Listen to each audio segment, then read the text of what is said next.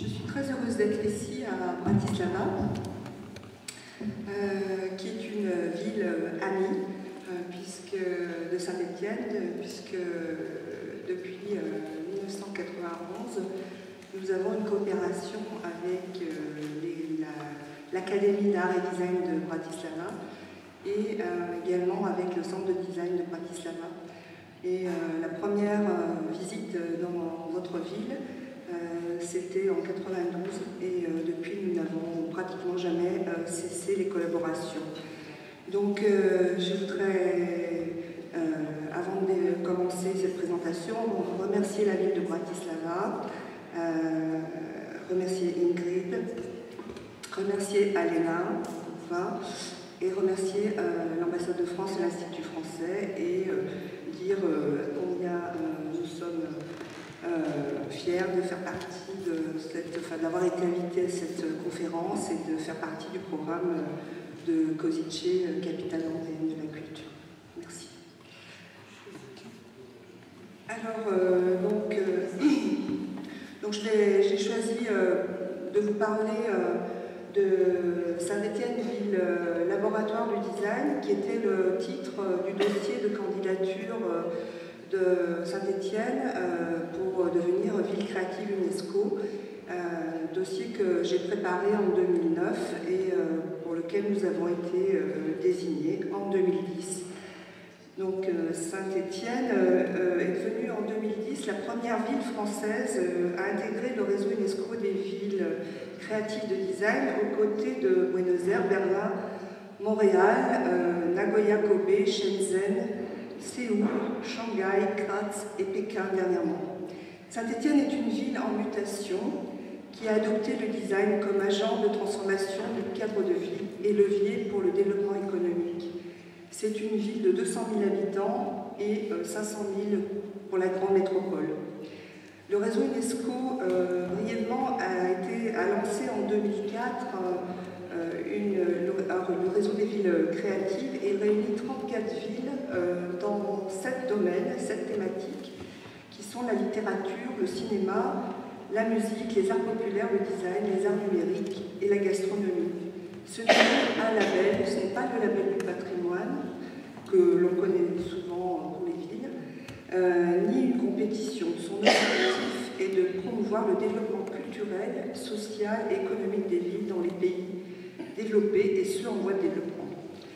La philosophie de l'UNESCO repose essentiellement sur la célébration de la diversité culturelle et bien sûr, comme vous l'avez vu quand je vous ai cité les villes, les échelles démographiques de ces villes sont très variées. Si nous observons donc Buenos Aires, Berlin, Montréal, Nagoya, Kobe et Graz, pour parler seulement des villes de design, et bien sûr Saint-Étienne, ces villes ont dû se relever de ralentissements économiques et ont misé sur le design pour convertir leur économie. Le faible coût de vie leur a permis d'attirer et de retenir beaucoup de créateurs. Avec l'entrée de Shenzhen et plus particulièrement, plus récemment de Shanghai, Séoul et Pékin, nous sommes bien sûr en face de mégapoles à forte croissance. Nous n'avons rien de comparable. Évidemment, la taille de notre ville, comme je vous l'ai dit, est sans doute équivalente à celle d'hommes de leur quartier, mais le réseau favorise la démarche apprenante et Saint-Étienne trouve une opportunité de partager son savoir-faire en termes de design expérimental et communautaire. Donc aujourd'hui, je suis avec vous, je vais vous présenter le cas d'étude de Saint-Étienne et donc être dans cette démarche apprenante qui est également on va dire le leitmotiv de ces 2 jours de travaux. Donc là, c'est la vue de la ville de Saint-Étienne qui est organisée sur un grand axe central, une grande rue. Et donc, dès le XIXe siècle, Saint-Étienne est un important bassin minier, capitale du cycle et rubainerie. Son histoire est liée à celle de la modernité industrielle, terre de créateurs et d'inventeurs. Elle est également celle d'une ville poussée par une dynamique liée à la rencontre de l'art et de l'industrie. On dit communément chez nous que les racines du design se trouve au musée d'art et d'industrie, puisqu'à cette époque-là, on ne parlait pas de design, on parlait d'invention et de création. Au XXe siècle, la ville se distingue par une politique culturelle foisonnante avec des musées dynamiques, et notamment la création d'un musée d'art moderne qui détient la deuxième collection d'art moderne des années 50 à nos jours, après le Centre Pompidou. Et également le site Le Corbusier, qui est le plus grand ensemble en Europe de Le Corbusier, avec une unité d'architecture, stade, maison de la culture, piscine et église, qui a été achevée en 2006, bien sûr plus récemment, puisqu'elle avait été, sa construction avait été interrompue pendant 30 ans. Le processus de transformation urbaine s'est engagé dans les années 70. La décision de transformer la ville en pariant sur l'urbanisme est une stratégie qui a conduit l'agglomération stéphanoise à lancer une grande diversité de projets. La réflexion a également été nourrie par de nombreux regards de grands architectes, urbanistes et paysagistes. Ici, vous avez quelques grands équipements qui ont été réalisés, notamment en haut, donc à gauche, le Zénith de Norman Foster. En bas, le bâtiment, c'est un bâtiment, une cité administrative de Manuel Gautran. Et puis des aménagements de parcs par Alexandre Chemetov et l'atelier Obras qui travaille sur le cœur de ville. Et puis d'autres grands architectes comme Rudy Ricciotti, qui était là l'année dernière à Bratislava, et Finn Geppel sur la Cité du Design. Mais comme l'a dit Jean-Pierre tout à l'heure, donc là ce sont d'autres aménagements dans la ville, le stade, puisque nous allons accueillir, nous avons déjà accueilli la Coupe du Monde de football en 98 et nous préparons la Coupe d'Europe en 2016, donc il y a un grand réaménagement du stade. Et puis le quartier d'affaires Château-Creux, la gare, dont a parlé Jean-Pierre. Et donc je vais revenir à bien sûr, la présence de Jean-Pierre, le travail à Saint-Étienne pendant 10 ans. C'est vrai que moi je fais partie de l'équipe qui a travaillé avec Jean-Pierre, Jacques Bonavel, le directeur de l'école. Et c'est vrai que c'était une expérience, enfin on est beaucoup dans l'expérimentation à Saint-Étienne, on est assez pionnier sur certains axes. Et lorsqu'il a proposé de constituer cet atelier avec les diplômés de notre école des beaux-arts, artistes, designers et de l'école d'architecture, c'était une aventure et ils ont conçu avec des espaces publics, des micro-espaces en partenariat avec les services techniques de la ville qui ont changé vraiment le visage de notre ville. C'est un territoire innovant, vous en avez parlé, Ingrid, bien sûr, des territoires innovants et créatifs, c'est comme ça qu'on se présente nous aussi, qui a connu de nombreuses crises économiques, notamment une crise assez difficile dans les années 70 avec les fermetures des mines de charbon et donc entraînant avec elles de nombreuses fermetures de sites industriels. Mais c'est un territoire qui a su inventer de nouveaux moteurs de développement en favorisant la rencontre entre culture, recherche et économie. C'est vraiment toujours sur ce même créneau que nous nous positionnons. Les principales activités économiques du territoire sont aujourd'hui orientées vers les services, vers des pôles d'excellence comme l'industrie optique, la mécanique, les technologies médicales, l'enseignement supérieur et le design. L'innovation est le levier qui permet à notre région de compter parmi les entreprises plus de 50 champions européens et mondiaux et plus de 20 000 PME. Nous sommes le deuxième bassin de petites et moyennes entreprises français. Alors, Ingrid, vous parliez des forces motrices tout à l'heure. Alors, la force motrice numéro 1, il y en a plusieurs à Saint-Étienne. On va dire que la force motrice, c'est d'abord cette dynamique initiée par l'école supérieure d'art et design de Saint-Étienne, qu'on appelait encore il y a une dizaine d'années École des Beaux-Arts, puisqu'elle fait partie du réseau des écoles d'art dépendant du ministère de la Culture. Sa formation en design et la création de de la Biennale internationale en 1998. Tout cela à l'initiative de son directeur, Jacques Benaval, qui était visionnaire. Je pense qu'à un moment donné, il faut, dans une ville, nous avons besoin d'avoir des visionnaires, qu'ils soient à niveau politique, bien sûr, qu'il avait rencontré un autre visionnaire qui était le maire de l'époque, le maire de la ville de l'époque, Michel Thiollière. Et donc, c'est ces rencontres qui font que, finalement, la recette se met en place et que les choses peuvent avancer. Donc, cette biennale, c'était lui également qui avait eu l'idée de créer la Cité du Design, et qui est la Cité du Design qui est également maintenant la force motrice la plus importante à Saint-Étienne actuellement.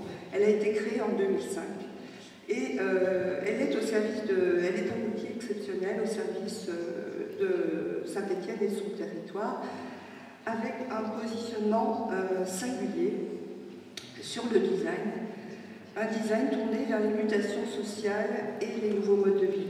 Voici, ici, vous avez le descriptif de toutes nos activités, donc sensibiliser tous les publics au design, développer l'enseignement supérieur, observer et expérimenter, mener une recherche par le design, je vais en parler plus tard, et puis développer l'innovation et produire des expositions, des éditions. C'est donc une plateforme d'observation, de création, d'enseignement et de formation de recherche par le design. Les nouveaux bâtiments que vous avez vus ici sont installés sur l'ancienne manufacture royale d'armes, un site militaire, et qui est un espace d'avant-garde signé Philippe Keppel et Julia Armandi. La Cité du Design soutient les entreprises et les designers, offrant un premier contact avec le design et accompagnant jusqu'au développement de produits ou services créés au moyen de processus innovants centrés sur l'usager. C'est vraiment notre positionnement. C'est également un Living Lab européen depuis 2009 qui se positionne comme référence en termes d'innovation par les usages.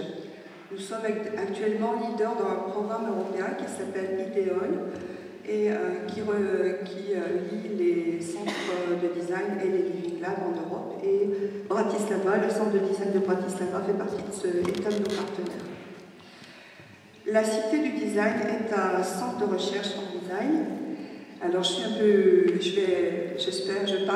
parle sous la haute autorité de Marie-Aude Caraès, qui est la directrice du pôle recherche de la Cité du Design. Mais bon, habituellement, quand elle n'est pas là, je dis que cette recherche est située au croisement de la création, des sciences, technologies et du design. Une méthodologie spécifique qu'elle a mise en place qui permet aux chercheurs de créer de nouveaux concepts émanant de l'observation des usagers utilisant le design comme un outil de co-diagnostic, d'analyse et de conception. Comme vous le voyez, il y a un certain nombre de thématiques qui sont abordées, l'énergie, le logement, flux, dont elle va parler tout à l'heure, usage et technologie, design de services.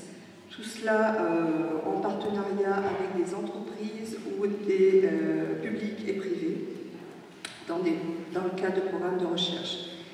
Cette position spécifique place la Cité du Design au rang de laboratoire du design français à l'échelle internationale. Et puis, bien sûr, donc nous avons également une matériothèque qui est un outil au service donc des entreprises, des designers et des chercheurs.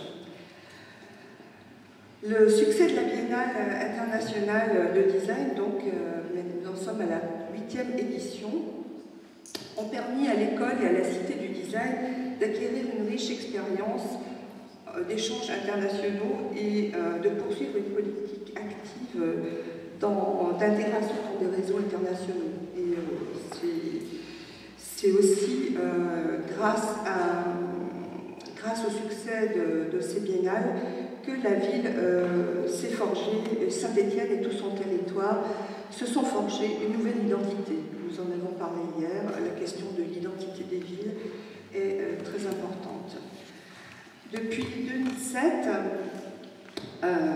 il y a une nouvelle dynamique qui qui a été soutenu par l'État. Nous avons eu la chance d'avoir la création d'un établissement d'aménagement public à Saint-Étienne. Il y en a 7 en France, 5 sont à Paris, autour de Paris, et notamment pour le Grand Paris dont vous avez parlé, et un à Saint-Étienne et un à Marseille. C'est pour vous dire, quand même, en France, vous savez que c'est un pays où il y a la décentralisation, mais la centralisation est toujours très forte.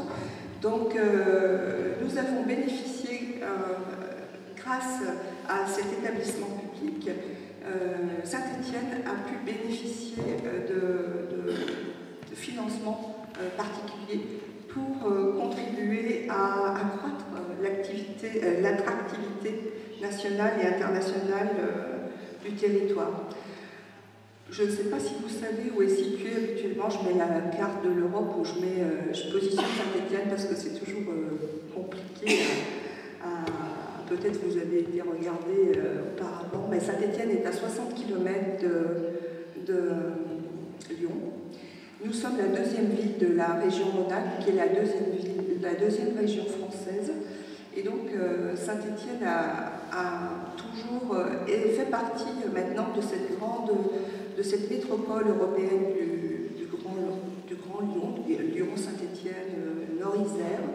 Et donc, il y a des questions d'attractivité très fortes, puisqu'il y a des flux permanents de personnes qui viennent travailler à Saint-Étienne ou qui viennent à Lyon et vice-versa.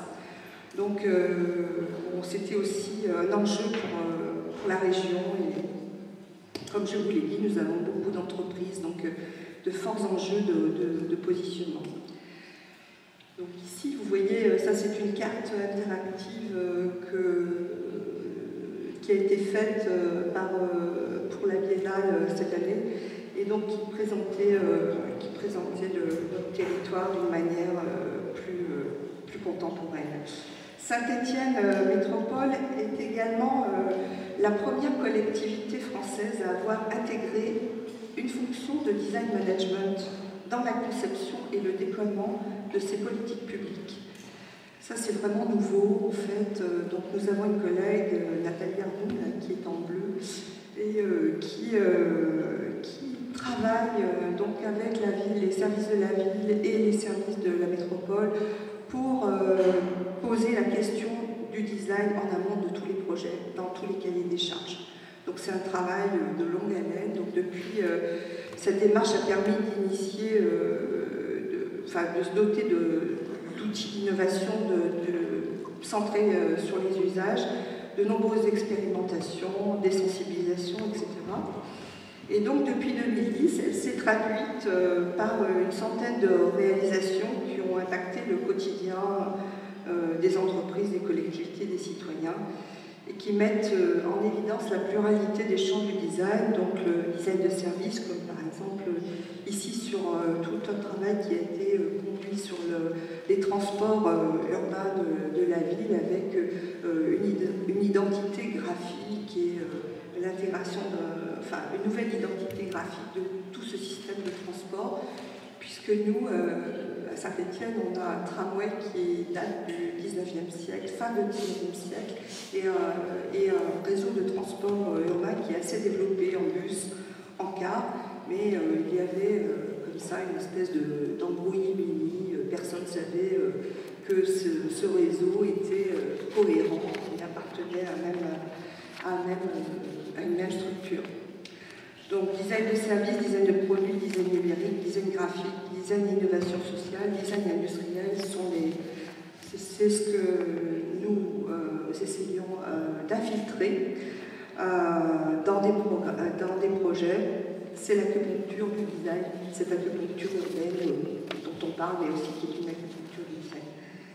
Donc là, depuis 2010, il y a à peu près une centaine de projets qui ont été réalisés, qu'on avait regroupés en chapitres pour la Biennale, des chapitres dont je vais vous donner quelques illustrations, donc sur celui qui s'appelle Animé. Donc c'est un programme sur les vitrines. Vous savez que dans toutes les villes, il y a ce problème des rez-de-chaussée, lycées abandonnés, des commerces abandonnés qui sont des verrues dans le paysage d'une ville. Donc on a mis en place un programme qui s'appelle Vitrine et qui est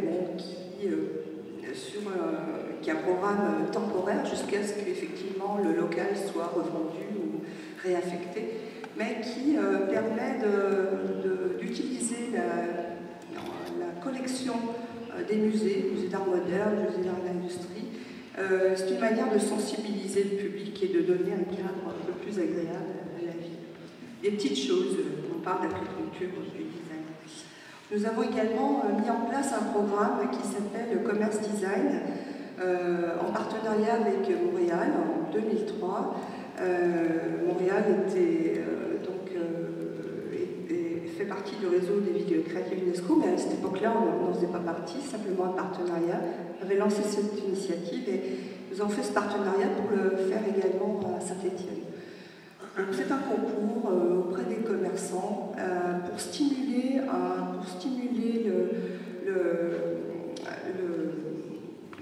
la collaboration entre les commerçants, les designers et les architectes d'intérieur.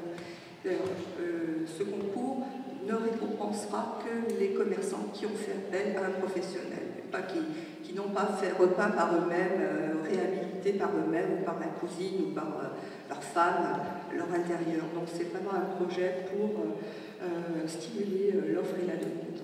Donc on l'organise tous les 2 ans. Et on a de nombreuses candidatures, entre 50 à 70 commerces tous les 2 ans, et il y a une émulation qui s'est faite, et donc on assiste à... C'est un vrai phénomène, c'est très intéressant. Et malgré la crise, bien sûr, les crises, ou malgré les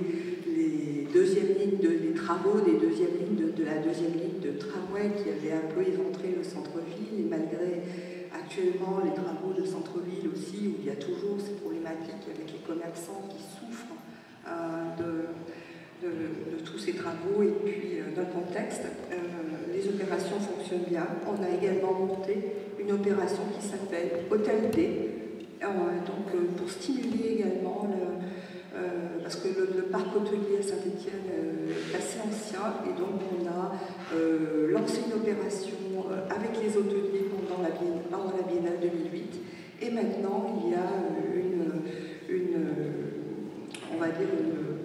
un engagement de certains hôteliers qui par eux-mêmes ont compris qu'ils étaient dans une ville de design et qu'il fallait qu'ils opèrent un changement.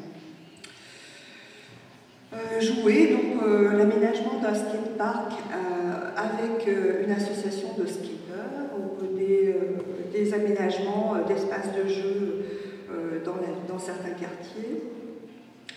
Un programme, bien sûr, très, très particulier qu'on aime beaucoup présenter, qui s'appelle « Je participe à la rénovation de mon école ». Et là aussi, Mario, je crois que cette semaine, elle va aller à Paris avec les écoles qui sont primées pour rencontrer le président de la République, parce que c'est un projet qui finalement a gagné plusieurs prix.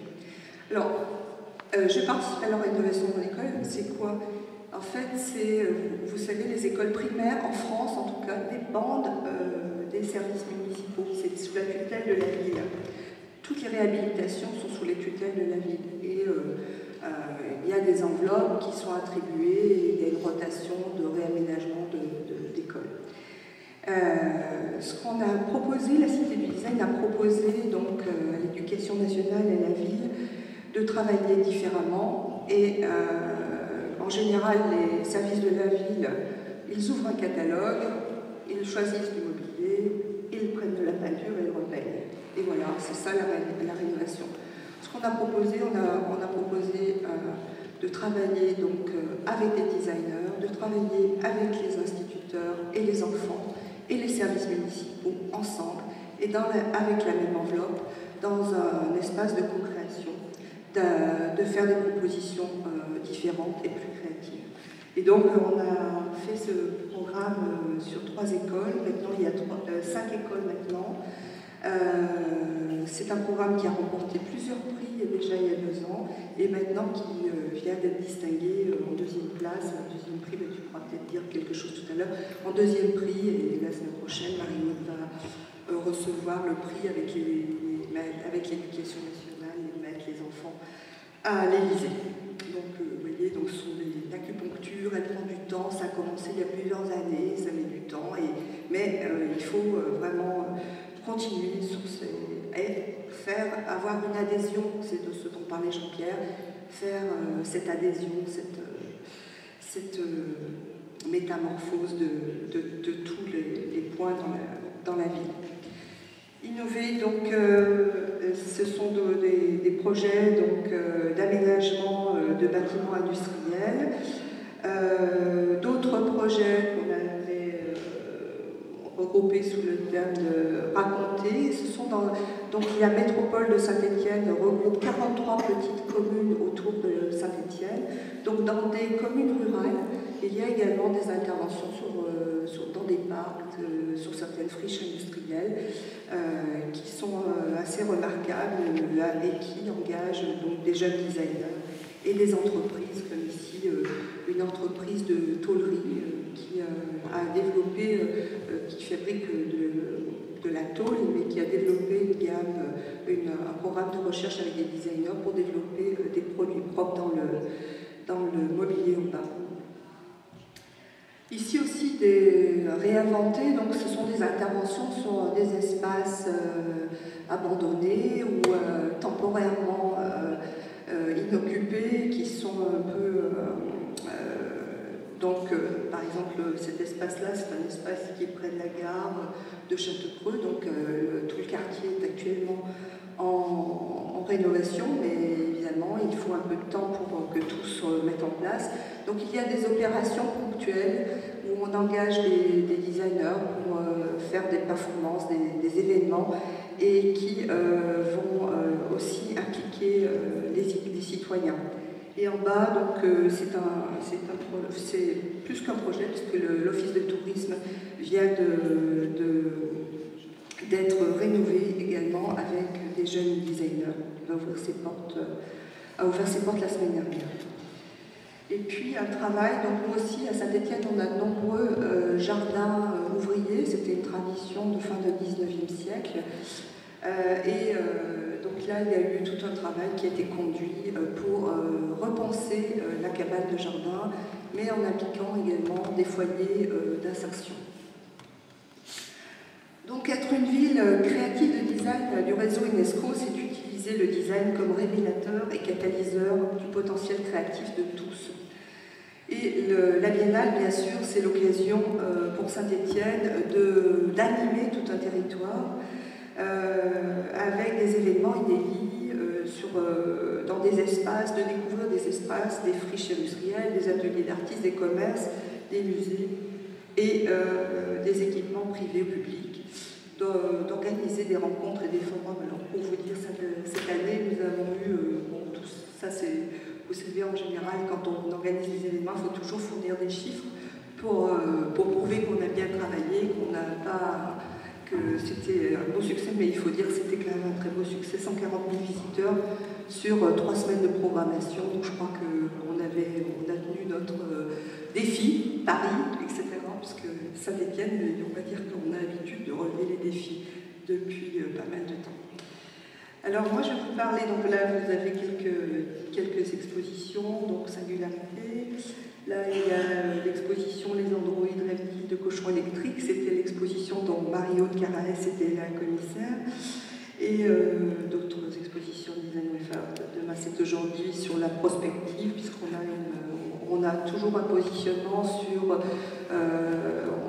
c'est un événement qui est culturel, mais qui a un mélange du culturel et du monde économique. On n'est pas un salon commercial, on a un positionnement très particulier, mais on pose toujours des questions par rapport à une thématique liée aux enjeux sociétaux. Donc cette année, c'était l'empathie ou l'expérience de l'autre. Et c'est vrai qu'on avait invité Jérémy Rifkin pour la conférence inaugurale. Et puis en fait, On a fait cette conférence par Skype parce qu'il ne pouvait pas, au dernier moment, il n'a pas pu venir. D'autres expos dans les musées avec des grands noms comme Marie-François Géraud, Charlotte Périllan et Japon. Et d'autres expos aussi. Donc un forum design d'innovation avec une rencontre des villes européens. Et puis un forum des villes UNESCO de design. Donc moi j'étais en charge de ce forum, puisque le maire de Saint-Étienne souhaitait qu'on puisse réunir les villes UNESCO design à Épinal. Et j'ai organisé un programme sur 4 jours avec donc une exposition qui a réuni les 11 villes de design dont je vous en parlais. Le thème c'était Empathy City. Faisons notre ville ensemble, Making Our City Together, c'est notre grand thème, et j'étais donc co-commissaire avec Laetitia Wolf pour cette opération. Donc, qu'est-ce qu'on voulait dire à travers cette exposition? On a pour but de vouloir révéler le pouvoir transformateur du design en tant qu'outil de cohésion sociale dans un contexte urbain. Et je pense que hier, il y avait énormément de questionnements sur comment on gère la participation avec les citoyens, comment on collabore davantage, comment on pose des questions, qu'est-ce qui arrive. Donc c'était sur ces questions-là, sur cette thématique-là, et par rapport à la thématique générale de l'empathie, que nous avons voulu poser notre programme. Empathy City s'inscrit dans la mouvance globale des citoyens urbains créatifs, puisque tout ne se passe pas, toutes les actions ne sont pas organisées et ordonnées par les services municipaux, les villes. Nous sommes actuellement dans un mouvement où les choses sont organisées par des associations et des citoyens eux-mêmes qui ensuite travaillent avec les services municipaux. Et donc ça, c'est assez intéressant.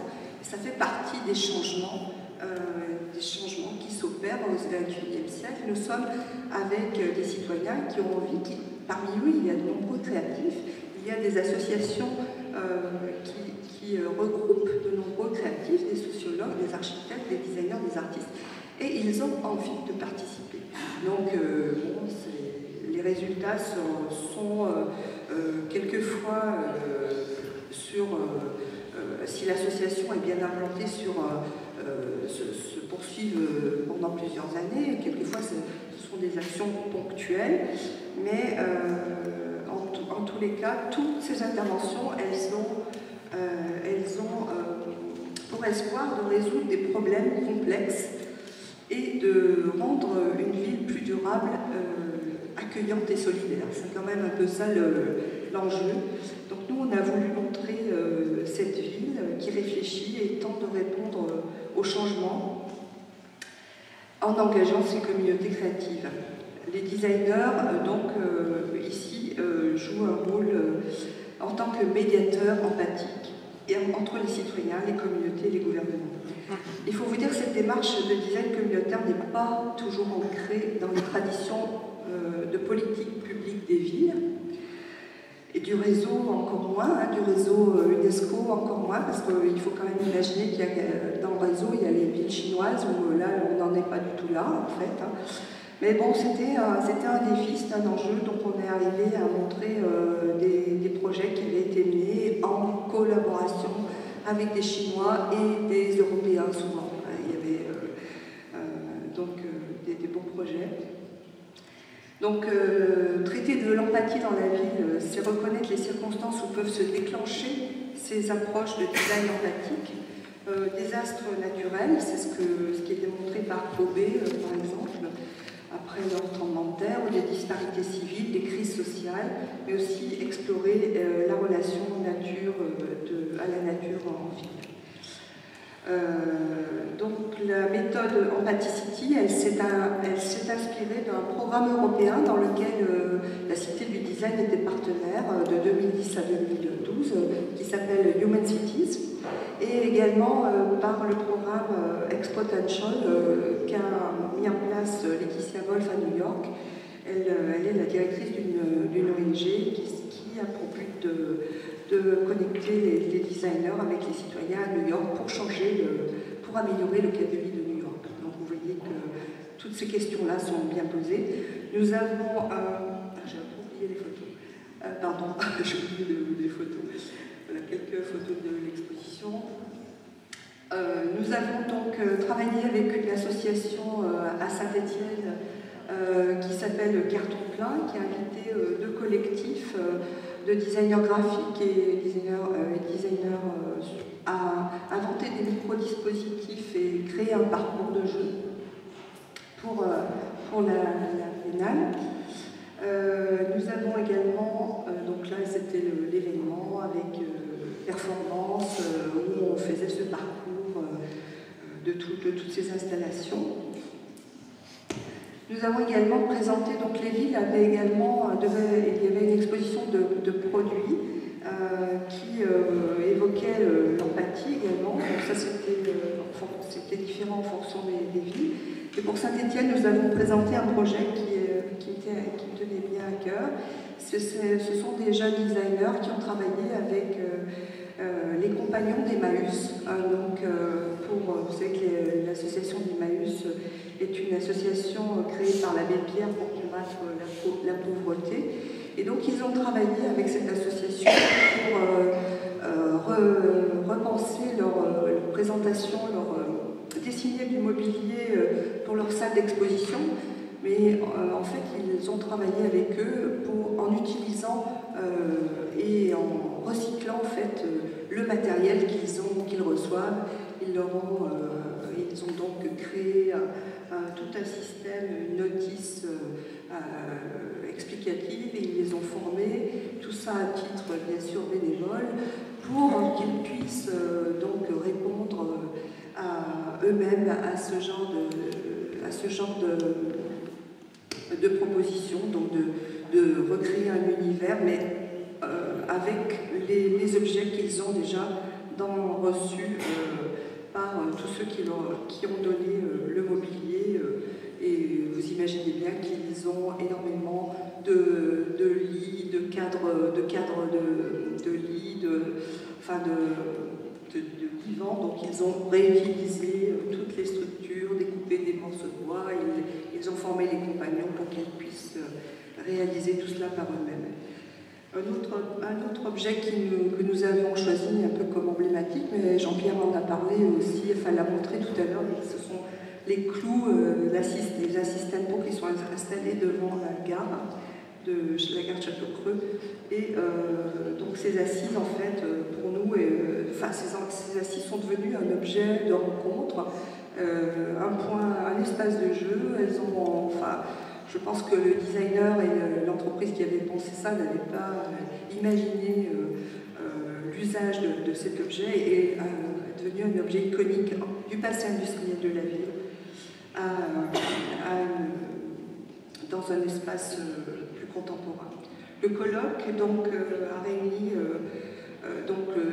présenté tous les projets des villes, des villes et d'autres bonnes pratiques internationales. Il y avait également, nous avons invité Mathius Valo, qui est un président de Urban International à Bratislava, il était parmi nous. Et nous avons également organisé un workshop avec les designers internationaux dans un quartier de Saint-Étienne, avec les designers qui travaillent dans la ville et les services urbanisme de la ville et de la métropole. C'était très dynamique, nous avons fait ça sur le quartier du Soleil qui est derrière Château-Creux, et je pense qu'il y a de nombreuses idées qui sont apparues, parce qu'il est toujours intéressant finalement d'avoir un regard extérieur pour faire bouger les choses, et je pense que ça c'est très important. On a également fait un appel à Design in the World. On a demandé à des projets dans le monde, enfin, on a fait un appel internet via Facebook. Ceux qui voulaient nous envoyer leurs projets, ils étaient aussi présentés dans l'exposition.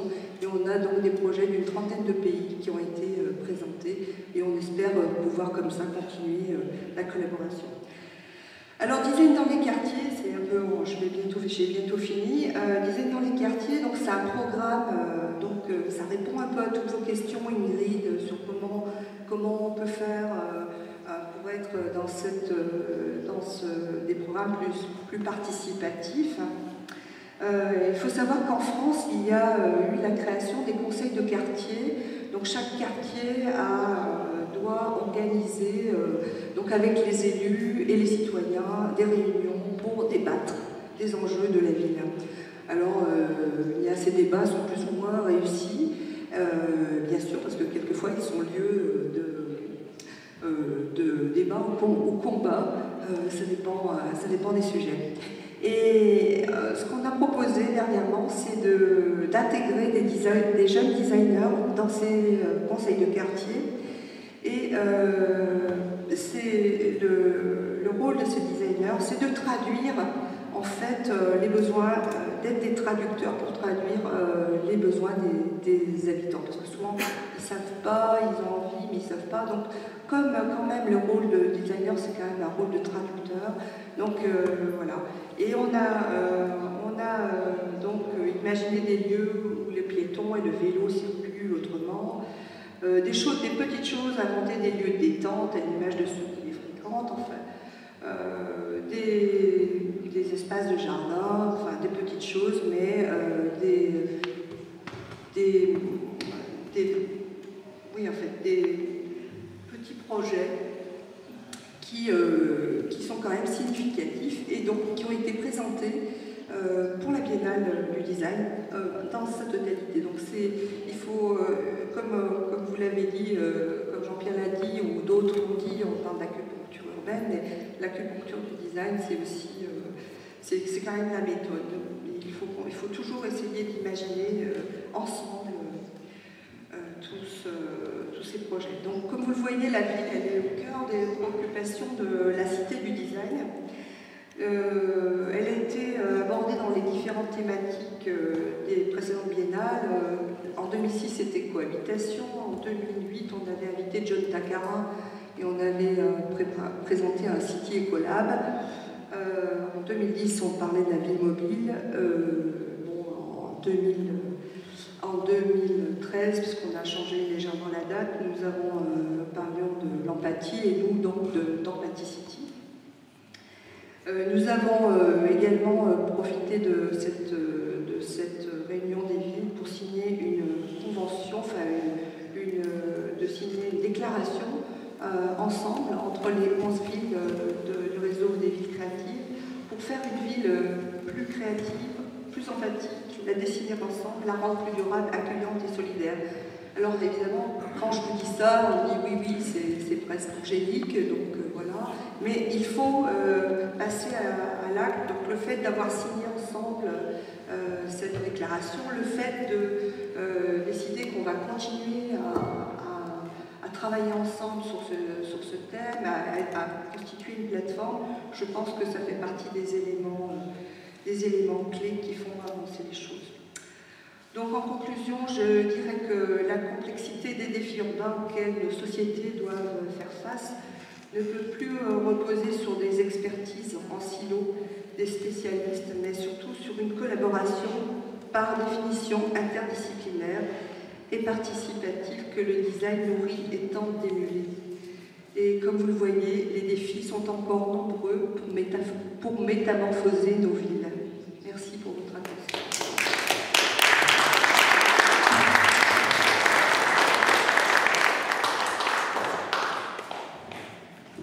Merci Lucienne Franck, votre exposé